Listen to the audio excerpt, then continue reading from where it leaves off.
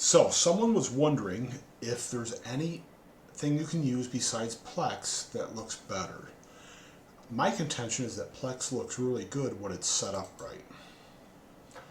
So this is my home screen, and I'm using the Media Player app for Linux, which looks very similar to the interface you see on a Android TV device, an Apple TV, a Fire TV, or a Roku.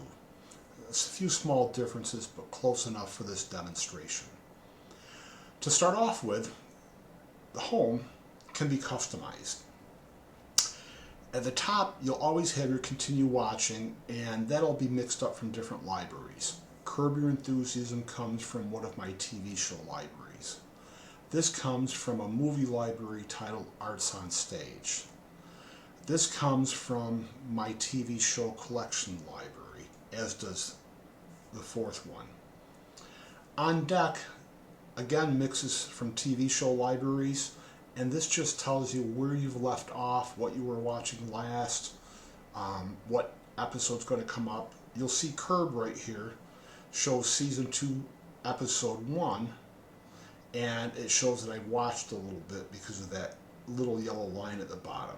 If I click into it and move the mouse over, you'll see that it shows it as being partially watched. If you click into it, it'll ask you to resume. So then you see the second to last thing I watched was an episode of Northern Exposure, and the next episode is going to be season 5, episode 4, and then so on down the line. This next ribbon is going to match up to how you've got your library stacked. If I change the stacking of these libraries,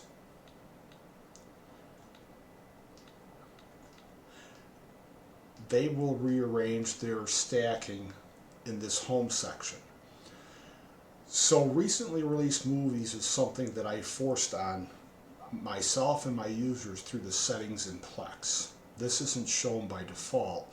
By default, you'll see recently added movies. Now let me just stop and show you how. If I go to the server and go into settings, there's 2 libraries. I'll go to Manage Libraries, and then I'll find my movie library, and I'll slide over to Manage Recommendations, and you can see how I've checked recently released movies. Recently added would be checked by default, and I've made sure that it's on the home screen for my shared users. Now, if I added another one, Top Movies and Genre, that would appear on their screens too. I don't want to force too much on my friends and family, but I think it's important for them to see both recently released movies based on their release date and to see which movies I physically added to the server last. So if I go to my main TV show library, you can see that recently released episodes is checked, and that's a default setting, and I've added recently added TV to their screens too. I haven't customized any other libraries. Let's look at the concert ones. This is all just default. TV show Kids I haven't customized, so this is all default too. So it's a little bit of a way to help your users. While we're in settings, this is slightly unrelated to what I wanted to talk about, but let's go to the language section. If you know about subtitles, you'll want to check this out. I'm sorry, this is extras. Here's the setting that you want to force the server to display foreign audio or forced subtitles by default. But the sticker is, your media has to contain that as either an internal subtitle or there has to be an external .srt file along with your movie. But if you've got the subtitles, and especially if you're sharing your server, this will load those forced audio subtitles by default. I could force regular subtitles on my users, but I don't think that's fair, but nobody wants to miss that forced audio. So it's very important not to throw away any subtitles if you include or if you acquire movies, and if you rip your own, you got to get the subtitles too, and they have to be named properly, which is exactly the same as the movie with a slight extension change. For SRT subtitles, you would name it the same as the movie, and then it would be .eng for English, .forsed, force.srt, or it'd be eng.srt for default subtitle, or eng.sdh.srt for a hearing impaired subtitle. So this is a little bit of a diversion, but subtitles are important, and that's the way to force them on users. Let me see if I can find an example here of a forced subtitle. Let's see if there's any in Dune.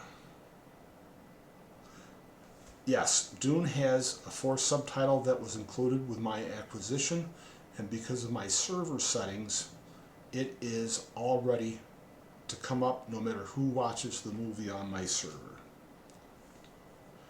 If we just let's go to this episode. There are subtitles, but nothing's on by default because they're not forced subtitles. Well, actually, there may not be subtitles for this episode, but if there were, you could turn them on before you started the movie. So there's an English SRT subtitle.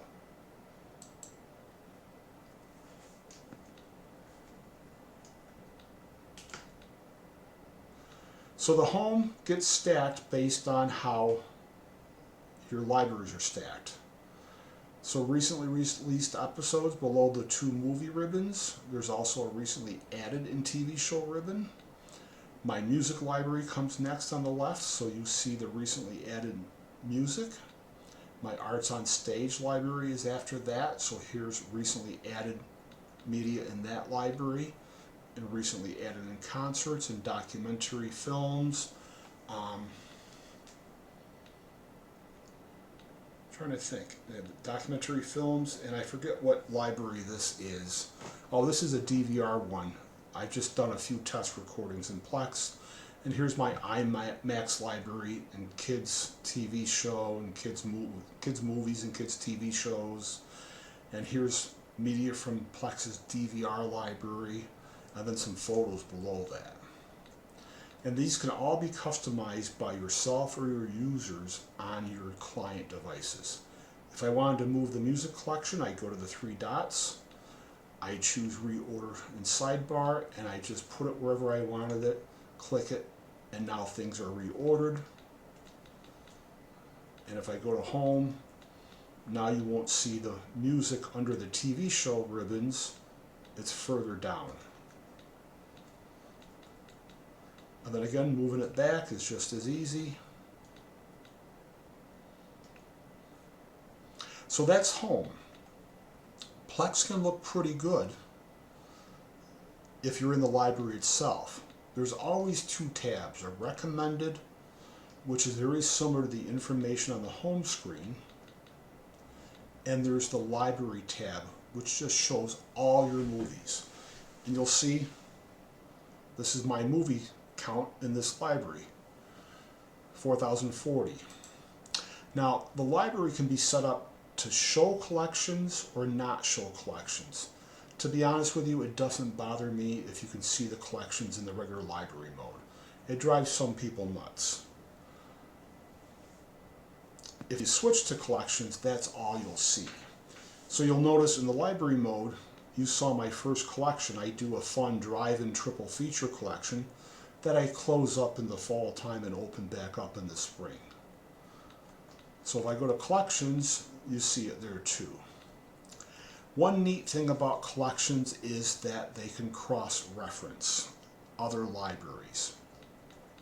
My Apple Plus movie collection, if I enter it, it'll show all the movies, and now on the default streaming device apps, this will be grid style, not ribbon style.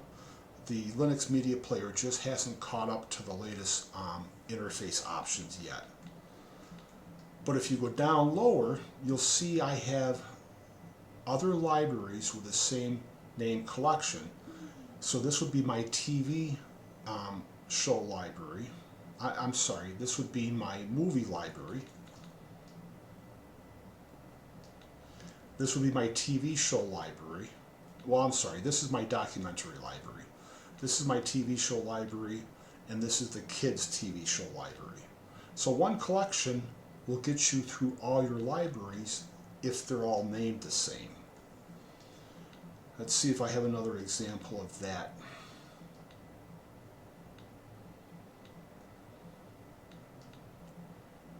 I can go to A Christmas Story. Did you know there were 2 other movies about the same family? Well, there's also a stage play, so this collection will cross-reference with my Arts on Stage library.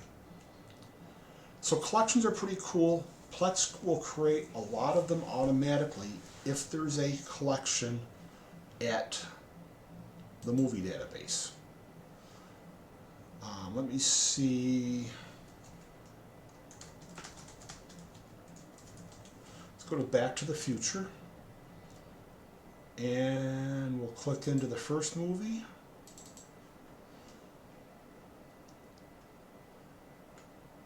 And right here, view the collection. So if there's a collection here to be viewed, Plex will pick this up automatically when you add the first movie that's part of a collection.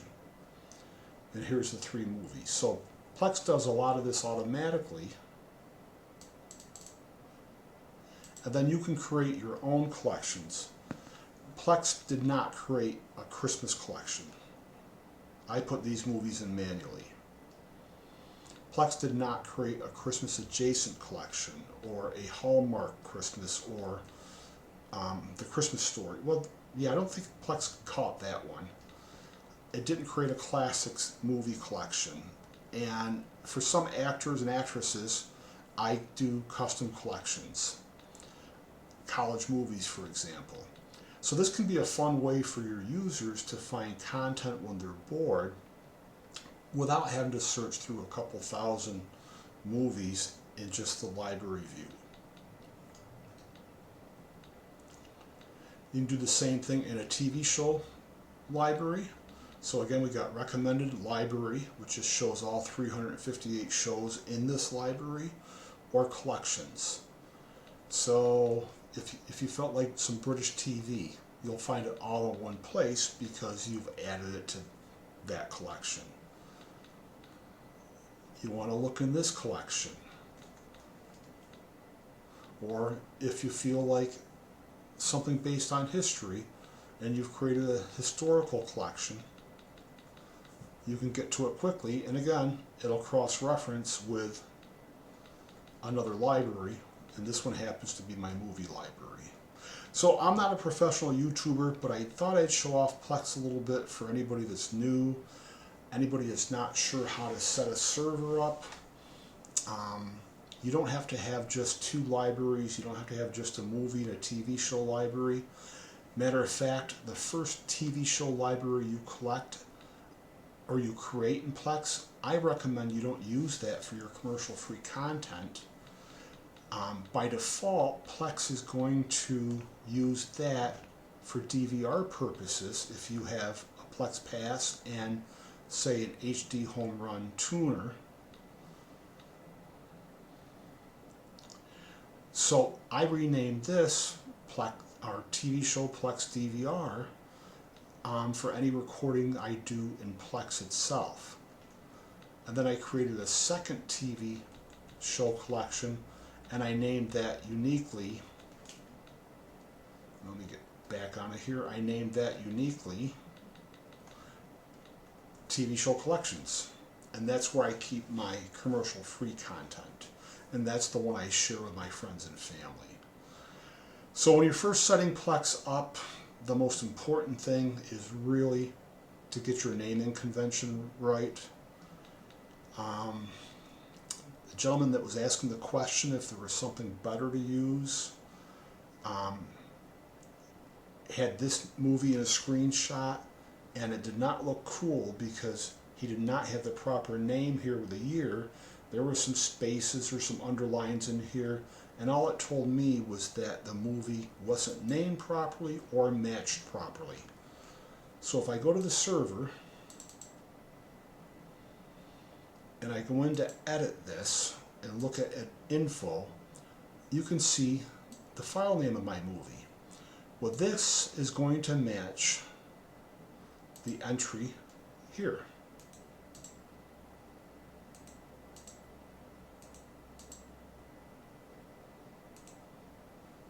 And I thought I could back up.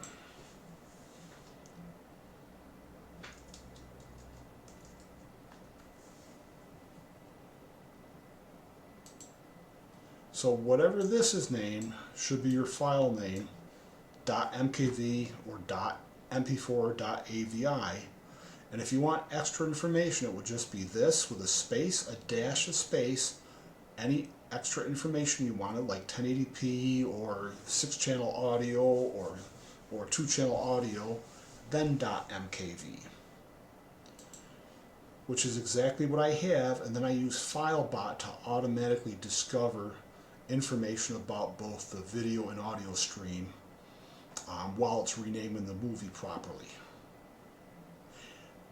Doing that before you put the file in your server, or even fixing it afterwards, is preferable to having to edit this in Plex, because if the movie's named correctly, Plex will pull all the metadata, everything you need.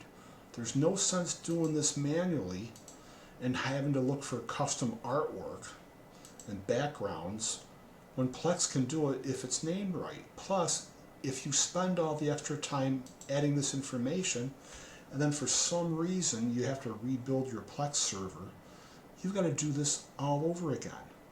Just name the damn movie correctly to start with and let Plex find it, because if you do have to rebuild your server, Plex will find it again, and everything will be here. If Plex has to find it again on a rebuild, you'll lose your collections, and you'll have to redo your collections.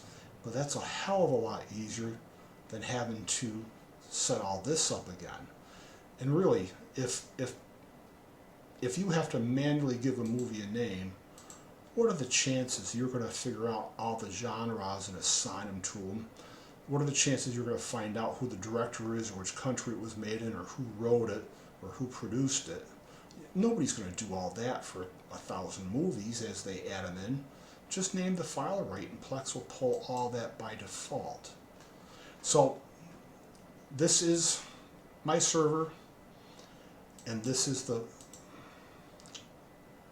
Plex user interface on Linux, which looks very similar to how it looks on a streaming stick. Thanks for watching, and I hope this info was helpful to someone.